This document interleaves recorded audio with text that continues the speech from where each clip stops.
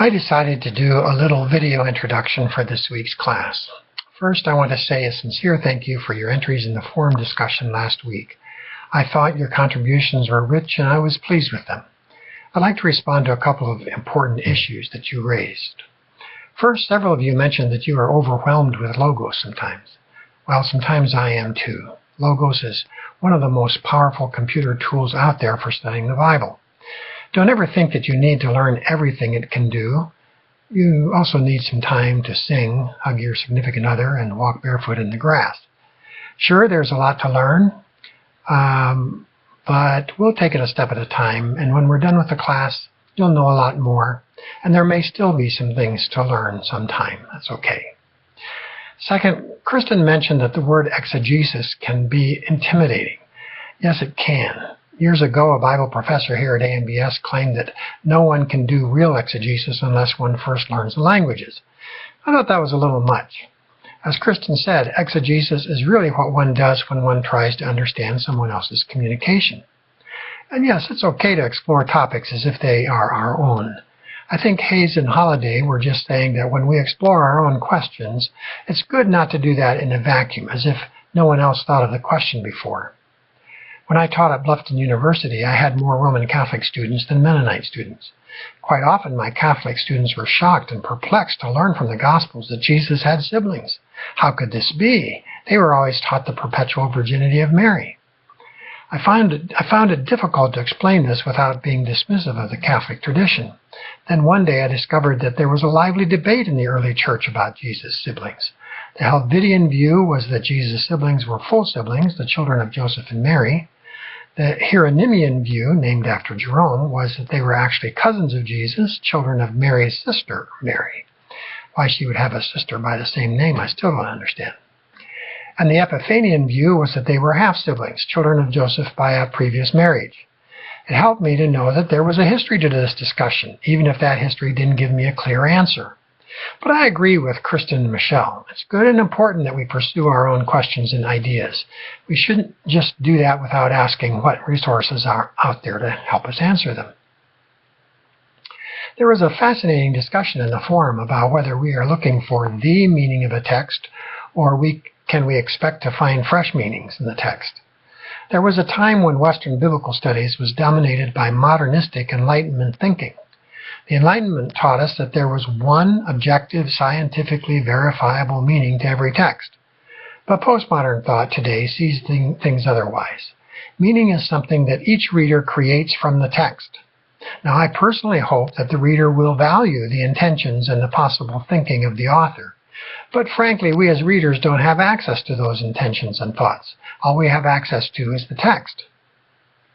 My father used to say he was impressed when he, as a teenager, his 80-year-old grandfather used to come down the steps to share something new he had seen in the Scriptures, even though my great-grandfather had already been reading and preaching the Scripture for 60 years by that time. But that's why studying Scripture cross-culturally can be so rich and rewarding. Each of us is different, and the more different we are, the more possibilities there are in seeing something in the text that we had never seen before. Now, the possibilities need to be negotiated, in my opinion, but not with the intent of discovering the one true hidden meaning. So does this mean that there are no controls? Are we all free to interpret Scripture willy-nilly, as Kristen put it? Well, yes and no, as I see it. Just as there are lots of different potential meanings to derive from Scripture, so are there lots of different reasons for reading and interpreting Scripture in the first place. Each reason and each community of readers may have different purposes and interests. That strikes me as okay, but different purposes and interests naturally entail different approaches to Scripture.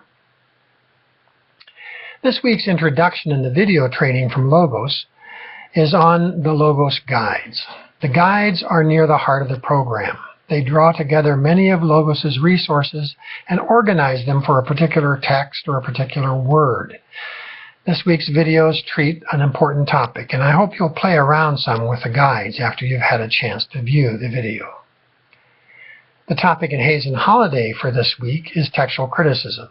The subtitle to this week's chapter is The Quest for the Original Wording. That's a good subtitle.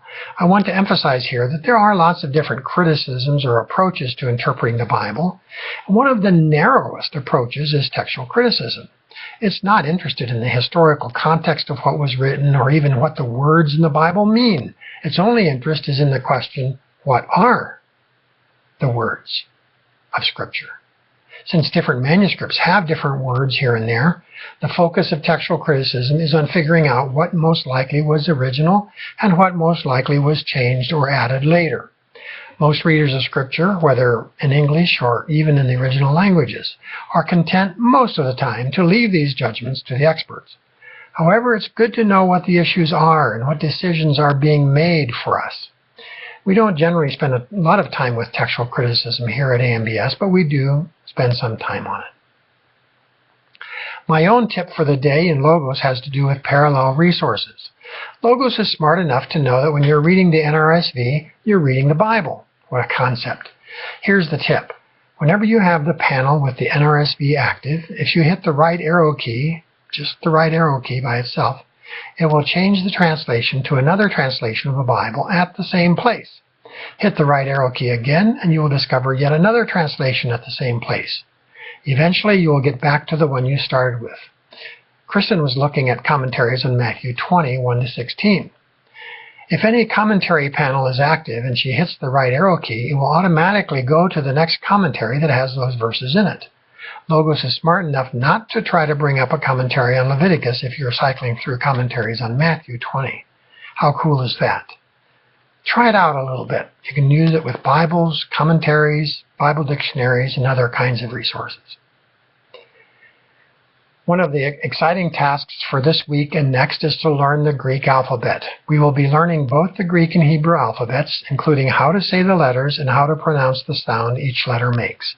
The purpose of this is so that we can more easily use the many Bible study tools that focus on or refer to Greek and Hebrew words in their native alphabets. One of the ways students in previous years have found helpful is to learn the Greek alphabet song. So I will be posting this week both the music and an audio recording of it so that you can learn the Greek alphabet. Happy studying.